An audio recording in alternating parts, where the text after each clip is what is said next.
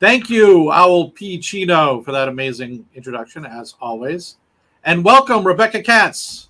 Thank you so much for joining us today. How are you? I'm doing great. Thank you for having me. Yes, thanks for coming. How is Los Angeles? How's the weather today? Los Angeles is fabulous as always. You guys need to come out here. It's sunny and gorgeous in November. Absolutely. Can't beat that. Yeah. So just starting off, tell us a little bit about about yourself and how you got into cannabis. So, I'm a longtime consumer, so I have that personal connection. Today, I'm an attorney by day, and then launched Pakaloh as a startup. And now there are four of us, and we're very committed. How I came to this, sort of a longer story, but I think for me, just witnessing everything that was happening 2 years ago, just sort of nationally, feeling like there were these really seismic conversations about, I hate to get so heavy, but I'm just trying to like, No, it's fine. It's weird. That's just how we are. Not all vapid in LA. But I think being a witness to those conversations about everything that was going on in terms of social justice and COVID and BLM, et cetera, and then kind of seeing a lot of those inequities reflected in who was taking over the cannabis industry, it made me want to have an impact. And just, again, like, I'm born and raised in the Bay, and so having that personal connection to cannabis, wanting to, I think, get engaged in that regard. And then really believing in minority business ownership and democratizing that sort of cannabis industry, and having, a real emphasis on building sustainable generational wealth. I mean, for my own, personal story, my mom's from Hawaii, so Pakaloh comes from Pakalolo, and she made all kinds of sacrifices for my sisters and I wanted to have my own business. I work at a law firm, so, I serve clients, and I wanted to have something that was really my own and something that would eventually be my family's, and I could relate to people from all kinds of communities who wanted to have that sustainability as well. So I think a lot of those vectors kind of came together. And before law school, so I actually worked in the Middle East. I worked for the federal government. I worked in human rights projects, and I was working with like trade associations and economic development, and seeing how, you could bring people together. I was in Israel and Palestine from different backgrounds, but when you're focused on like jobs and making sure people can support their families, that's really like a unifier. Right. So I think working with entrepreneurs, like diverse and underrepresented new entrepreneurs, a lot of that really carries over. So I think from like having that personal connection to cannabis and working internationally on these sort of economic development issues, in many ways it really did sort of align, and I just came up with this. That's fantastic. Very much in line with our thinking. That's why we're so close with you guys. We are very involved in social justice and social equity. And social equity, absolutely. Yeah. Big part of our business model. So just tell us about Pakaloh, the platform. We're obviously on the platform as well. Not many people, just really know about your company and what you guys do. So I think it'd be great to kind of, show them and tell them a little bit more about, what you do for cannabis businesses and operators and just the industry as a whole. And is it pronounced, because with my Boston accent, I say Pakaloh, but it's Pakaloh? Pakaloh. Yeah, from Pakalolo. But no, it's all good. Yeah. Whatever. All accents are welcomed. And actually, yes. Because everyone's welcome. But I think, we definitely appreciate, your all's support and our collaboration. And I think it's really important to talk about allyship as well in that regard. And I'm going to show you this sign in a second. But, It's definitely not about like taking seats away. It's just about like bringing more seats to the table. So I love that. So important, to find like-minded partners, because at the end of the day, it really doesn't matter sort of what demographic you are or constituency. Like if you believe in the mission and you believe in building more rather than taking away, then we're all, you know, like-minded. And I'm mixed myself. So I feel like whenever I walk into a room, no one is what I am anyways. So like ally Right. pretty much like, you know, kind of a day-to-day thing for me. So Yeah, we're a big part of our business model is co-opetition, right? And just cooperating with everybody and, you know, all creating win-win situations with our partners and bringing value to them and, you know, just being one cohesive community. You know, that's really the goal. I love that. Yeah, absolutely. Okay, so I'm gonna present. Yeah, so you'll show everybody the I can't Pakaloh. Pakaloh. There we Pakaloh. go. It's such a What does it mean, Pakaloh? Oh, Pakaloh, it's just slang for weed in Hawaii. Oh, yeah, and it's such a fun that. it's such a fun word to say. It just rolls up the tongue so well. Yeah, Pakaloh. I'm happy to hear that. Yeah, I think it's good to have like a personal connection to it, and it's like a fun name. And yeah, never knew that. Wow, just found that out today. Great. Okay, so here we are on the site. So we have 520 national and some international. Oh, we can you can't see? No. Nope. Oh my God. Sorry, guys. Go to Yep, no worries. No worries. We can always edit and post. Okay, sweet. So this is pakaloh.com. This is our site. We have 520 national and some international members as well. And it's free to join. It just takes a few seconds. When you sign up for the site, we really like to describe it as like a kind of like a journey map. So the first thing we focus on, you'll see are the financial resources. So this is where you'll find Upwise Capital and other cannabis-friendly financial institutions. And if you click through and you click on the various companies, you'll see like referral forms or direct links. And it's really important to go through that because that's how you'll get exclusive discounts and promotions that are only available through our site or available to you as a member. So first, we really focus on identifying those cannabis-friendly, lenders, payment processors, credit unions, et cetera, that would be of use to you as you start or grow your business. And you'll see other options there. The next step is our marketplace. So our members are plant touching businesses, they're service providers, they're really a range. But for those that are selling hemp, CBD, equipment, or accessories, this is a fully scalable e-commerce platform. We have a Shopify plugin. So if you have Shopify, it takes like a minute to transfer all of your goods here. And unlike other e-commerce sites, we don't take a monthly subscription fee. So we just have a transaction fee every time you make a sale.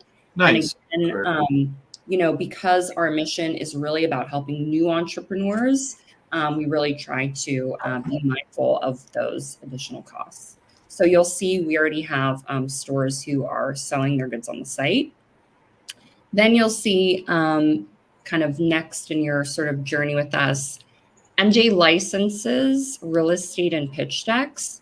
Because we are small, there are only 4 of us, we're very nimble, and we had some members request the opportunity to post some of their business assets. So if you have a marijuana license for sale, or if you have property that you're trying to sell or rent, or if you have a pitch deck, you can post all of that for now for free as well. And then lastly, our community. You'll find featured under the community all kinds of sort of networking benefits. So we have our directory where we have our 520 members listed. We have some of those members offering discounts under business discounts. You can blog and so forth. We do have online membership meetings. And so you can also take advantage of that. And I should also say through the directory, you're able to send messages to other members, network, rate and review. So it really is sort of like start to finish, soup to nuts, a place for you to be part of a B2B community and find resources that'll help your business. And so much of this has really been created in response to requests from our members. So we're always open to feedback or suggestions. So you can always find me at Rebecca@Pakaloh.com if you want to sign up or if you need anything from us. We're here to be as supportive as we can be. Great. It's really a wonderful website. I mean, it's going through it earlier today. It's just so much information. There's just a wealth of information in there. Yeah, very helpful for cannabis. Really, Cannabis really good businesses job. starting up, cannabis businesses that are established, looking to network, even sell real estate. Wow, I didn't even know you guys had that feature. Pretty impressive. Thanks. Yeah, you guys have built some great stuff over there. Are you going to MJ BizCon this year? So I am not. I've been in years past, and it's definitely an impressive event. And I'm sorry, I'm going to miss you all. I definitely think it's a great opportunity, I think, for some sort of larger entities, but I think a lot of our members are sort of newer and starting off, and so may not be exactly our audience. But it's a huge. It's like an experience. I mean, We've gone. It's just crazy. I won't be there. Yeah, James isn't allowed to come this year. He went to Japan for a month, so we kept him nice. to take care of emails and help run the ship back here in New York. But I know that you are doing an equity raise yourself. You want to speak a little bit about your current raise and what you guys have going on. I think it would be helpful. Yeah, definitely. So this is like brand new for us. We just participated in 2 pitch competitions here in LA, and we're semifinalists in both. Wow. And those are the only 2 pitch competitions I've ever participated in. So that was definitely a learning. Good. Very, very humbling. There's a huge startup community here. I guess they call it like Silicon Beach. So there's really a lot of exciting events and opportunities here in SoCal, which definitely I'm learning about. So we're looking to raise $600,000 for an 18-month runway. And so I should say part of my team, because that's especially when you're talking about pre-seed or seed, the team is so significant to potential investors. It's myself and, my background working with professional trade groups internationally. I'm an attorney. I do real estate finance at Loeb & Loeb. We're one of the biggest law firms out there. I'm also joined by Skylar, who's our chief marketing officer, who really nimbly has created our social media presence. You all know how difficult it is. Post anything cannabis related, just the Twitter and Instagram gods are just going to come for you. So that has been really amazing. But with this raise, we'd actually be able to devote, 65% of it to a true marketing budget, and then the remainder to improving the UX experience. Great. And then additionally, we have Farah is a M&A private equity VC attorney at Winston & Strawn, Farrell Kayed. And then Jocelyn has years of experience in investment banking in the States and the UK. He's worked for JP Morgan and HSBC and UBS. And so a lot of our focus with this capital raise is made possible through his experience. He did a Series A for a pretty big startup in the UK. So that's kind of framing it. So great. Yeah, it seems like you have the team together. That's the most important part. That's key, right? Yeah, getting the right people in place and showing that you're able to execute on your plan, which you have shown obviously through the success you have today and through the website. And we definitely appreciate our partnership and know that you guys are going to keep growing just like a weed, like this industry. What are your goals? Where do you see Pakaloh in 5 years from now? What do you see? Well, that's a great question. So I'd say first of all, we have a real focus on the financial services industry, and I think once it becomes federally legalized, however that eventually happens, there will be a lot more opportunities, I think, for us to sort of improve the tech when it comes to members who are looking for that kind of financial support. Right now we're able to like sort of curate, Upwise Capital and a few other like big players, but the focus would be on how to make that. I think that's probably all I can really say for now, because we, Sure. have an idea for what we want to do. But that has been, I think the capital raise will help with that. But really, I think that federal funding would allow us to really change, how we're supporting our members. Absolutely. And then also because, as you all know, like we're very limited to working with the US and Canada for that sort of similar reason. And we do have some members from other countries, but it'd be really exciting, I think, to grow it more internationally even once that's federally possible, especially like our team, we're all from, different backgrounds. Some of us from different countries. We've worked in other countries, and, so much is happening right now overseas. So that would really be an interest. And then I'd say a lot of companies looking overseas now. Yeah, it's growing for sure. Yeah. I think it's really just contingent on that initial federal issue. And it's interesting because all of the polls, all the data indicates like the vast majority of Americans support full, legalization. And, even on Tuesday, it's surprising to see. The Dakotas voted against it, right? Yeah, but how many states even rejected? Like there were, I feel like trying to remember the exact number. There are so many sort of local elections or other states where on the ballot there were like initiatives to like repeal or ban retails, and people were just like consistently rejecting it. So we'll kind of see what happens. Yeah, very surprising, especially for us. We had a lot of deals, big deals that were dependent on, like Colorado Springs is the perfect example. Colorado Springs going recreational. They've been medical for years, and they approved a law about the dispensaries going recreational, but disapproved the recreational. So that's frustrating. It just made no sense. It seems like the politicians over there really pushed to, put a ban on it, saying it was going to affect their schools and affect their kids, their children. Really, which isn't true statistically. It really brings tax revenue to your municipality, and to your county, right? So it's just agreed. And the medical dispensaries in Colorado are dying. You're in California. You've been in a stabilized market for a very long time.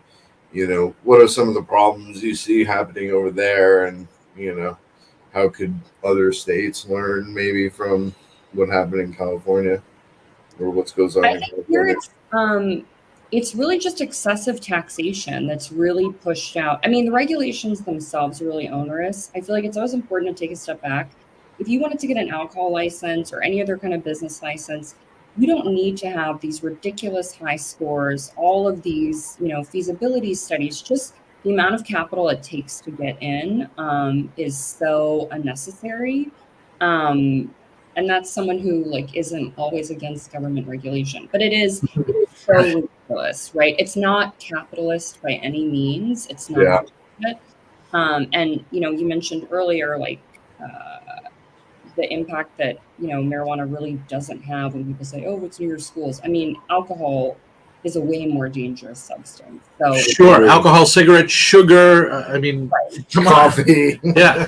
You never see people literally going crazy on cannabis or dying from cannabis. And I think it's that stigma, and I think we need to get over that.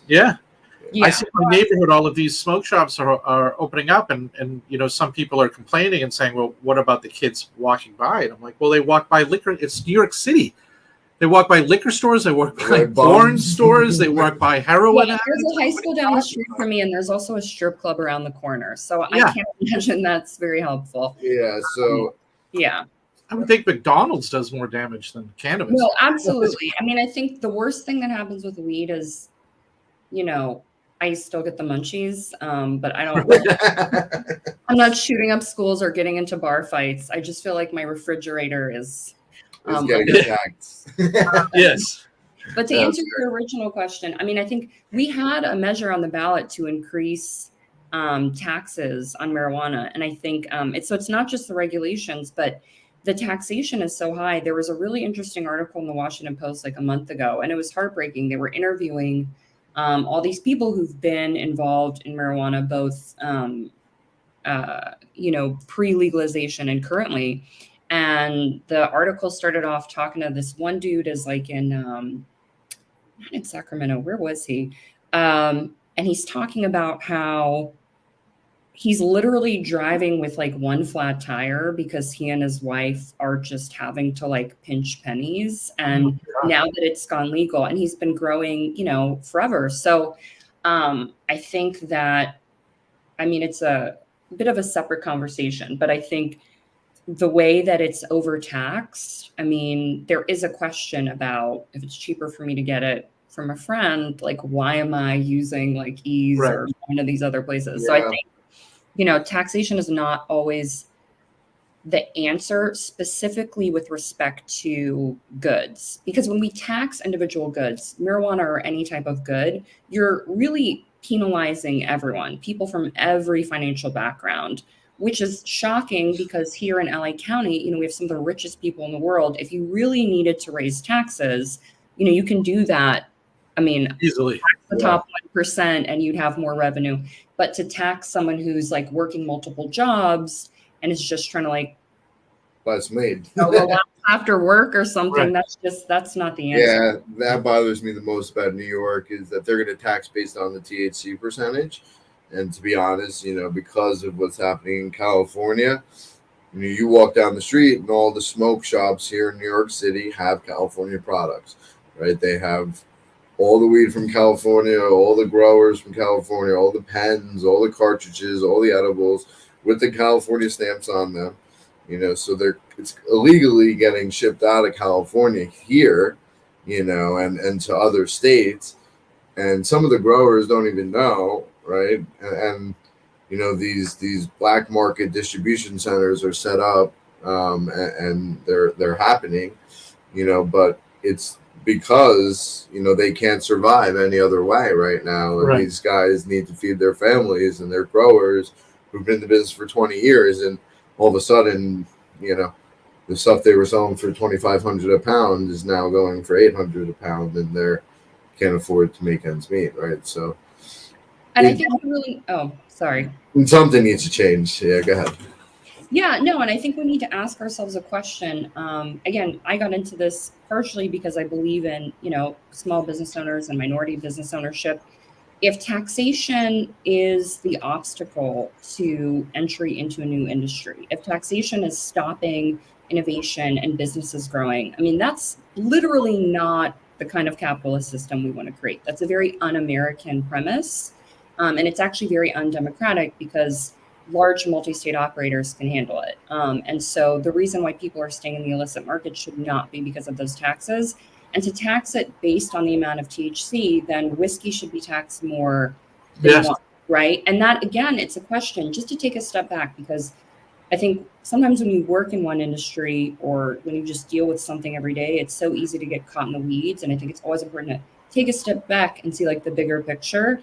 The government should not be regulating whether you're drinking whiskey or whether you're having a beer, how much THC, like here in the 90s in California, THC was like 4%. Now it's like 40% with most. I think it's a good thing that we need to get like so blasted, but that's not an appropriate role for government. So I think there's also, this is maybe the lawyer in me, but there's some real constitutional questions about how a lot of these taxes are being imposed. And also just as an American, these are not free market policies. So it doesn't really even matter if you're a Democrat or Republican. And I'm obviously thinking of what happened Tuesday.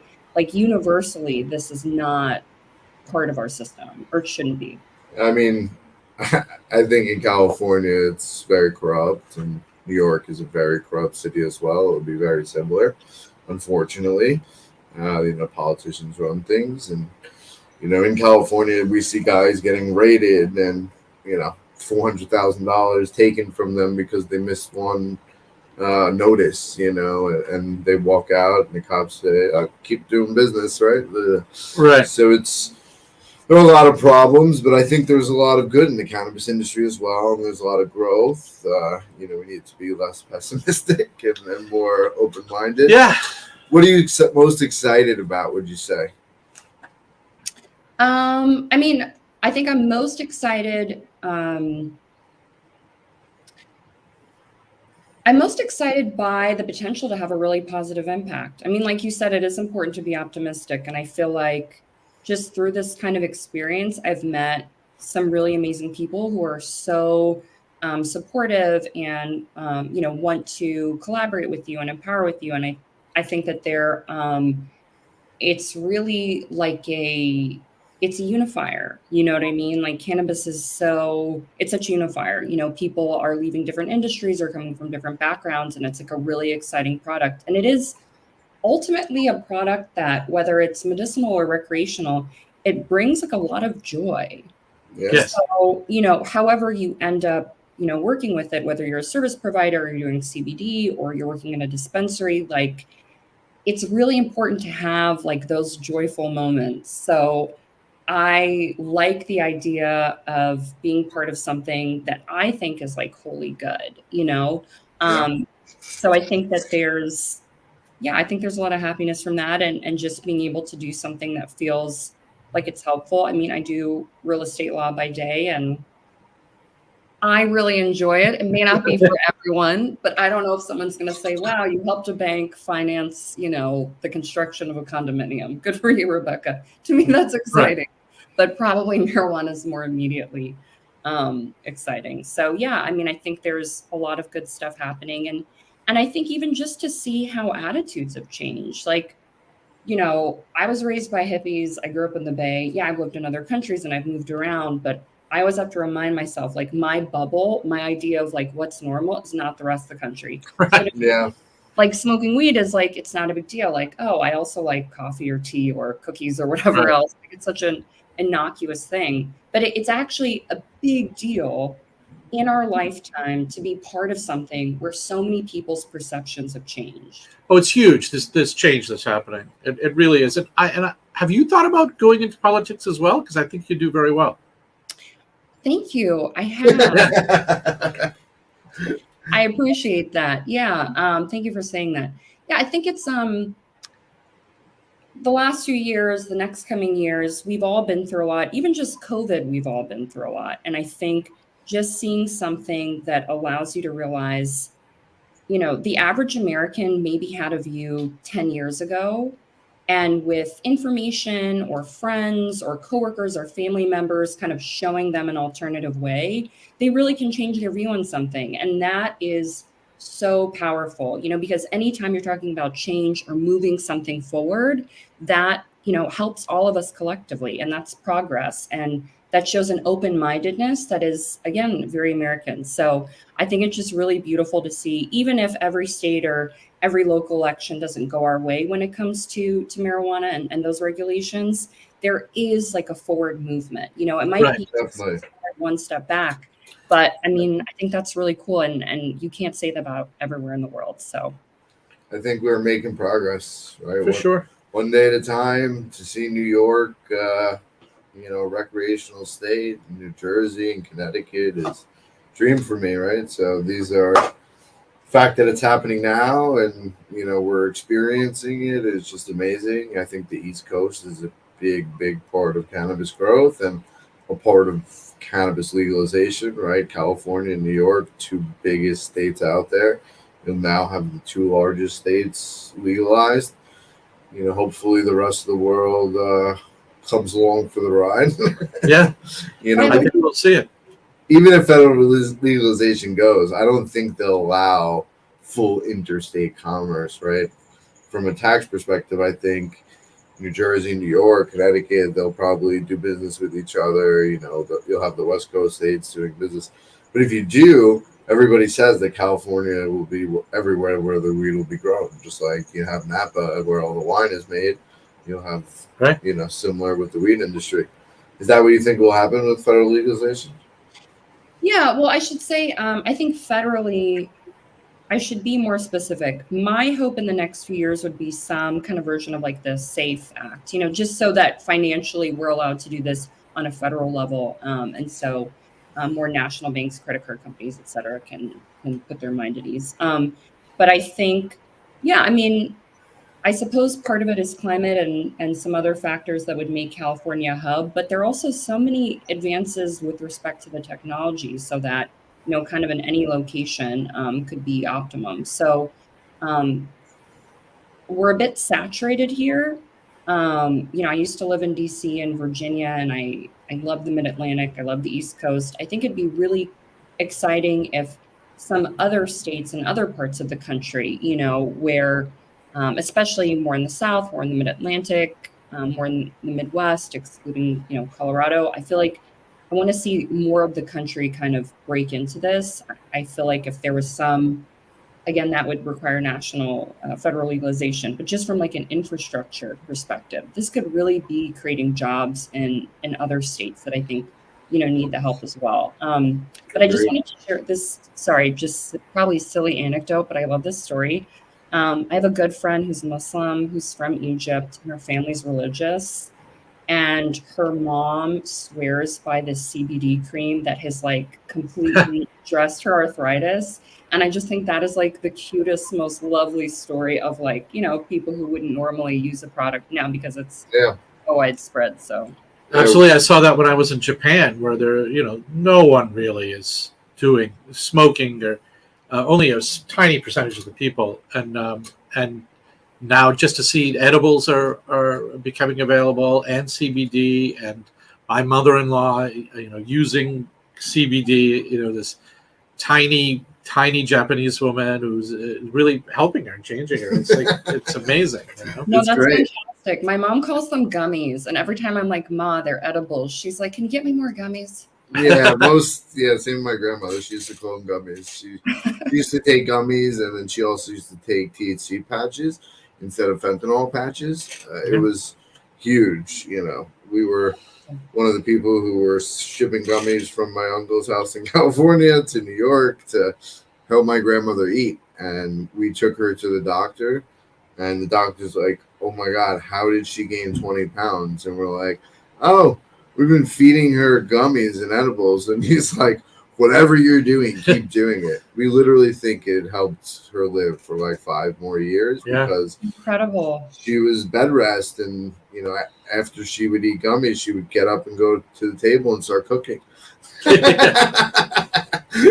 So those munchies really do cure some amazing things. And they're, me as a medical patient myself, I have IBS, I have irritable bowel syndrome, I have gastritis, I have really bad stomach issues, and without cannabis for me, going through a day is just really not possible. So I use it constantly to be able to eat and be able to digest properly. And, so I think the medicinal part of marijuana is what makes it so beautiful, right? Everybody in my family got COVID. I didn't get COVID, and I think it's because I smoked so much weed. They'd said that, yeah. Oh, yeah. They said weed kills COVID, yeah. That's amazing. Yeah. So James has one question for you. We ask every single guest this question. If you had a strain of weed named after you, what would it be called? I know instantly what I'd call it. It's just going to make me sound weirder and weirder. Good. I'm sure I've already done. So I have an 11-year-old Pomeranian who's the apple of my eye, and her name is Dr. Ruby Champagne. And Dr. Ruby Champagne. Wow. Amazing. What a name. I love that. I have yeah, it would have to be Dr. Ruby. No, but it's a sickness. I was at the Getty, which is like a beautiful museum here. And I feel like it's at a point where like I'll walk up to a painting and it's like, some masterpiece with like the Virgin Mary and Jesus Christ. And I'm like, I can just see Ruby's face. I see Ruby's face and another one. All I can see is Ruby's face. I love that. Yeah. We are big dog people at Upwise. We have my dog Ralphie, my brother's dog Kato in the office every day. Yeah, my dog T-Bone. Yeah, T-Bone comes in occasionally. He's crazy, but fun. That's awesome. But we're big dog people. We even have a day, usually once a year, where we allow all the employees to bring their dog in, which is like crazy hecticness. But yeah, we're huge dog people at Upwise. We love our dogs, and I love that you name your weed strain after your dog. Dr. Ruby Champagne.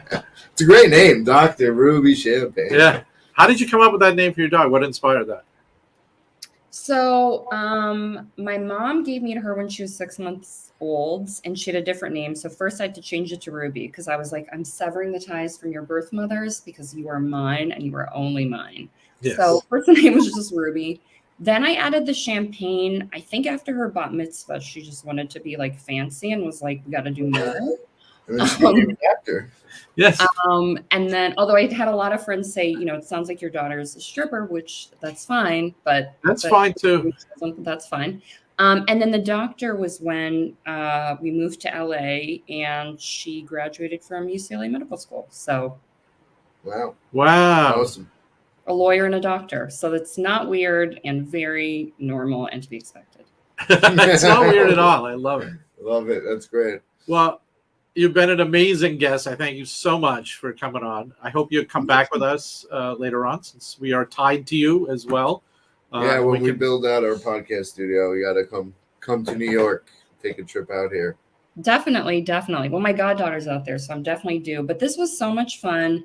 It was so kind and gracious for you all to invite me. It was so nice, like getting to know you more and just having a fun conversation. So I had a blast. So thank you all so much. And thank you, Upwise Capital. Thank you for everything and all the support. Yes, thank you, Rebecca, for coming. We appreciate it. We'll see you soon. Take care. See you. Bye. Bye.